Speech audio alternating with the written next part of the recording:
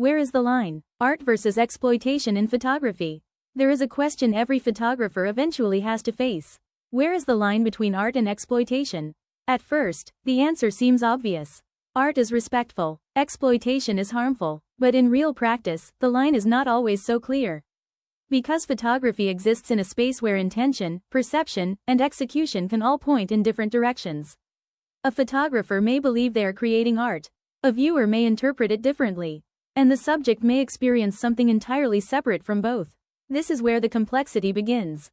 The same image can be seen as expressive in one context and uncomfortable in another.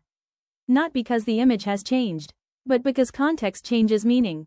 Lighting, composition, and posing are often discussed as the technical language of photography. But there is another language that matters just as much. Power. Who has control over the frame?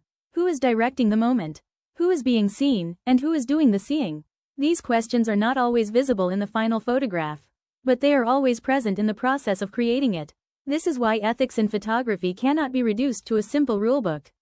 It is not about a checklist of what is allowed and what is not. It is about awareness. Awareness of how people are being positioned, how they are being represented, and how much agency they have in the process. When agency is present, photography becomes collaboration.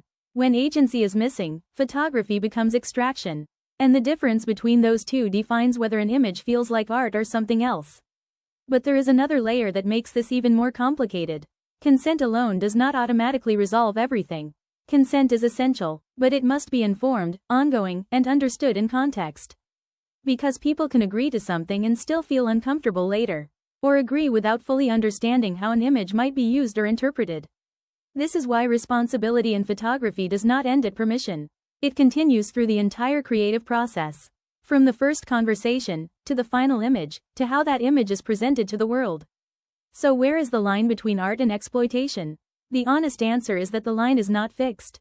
It shifts depending on intention, communication, context, and care. And every photographer draws that line differently in practice. But the most important distinction is this: art asks for participation.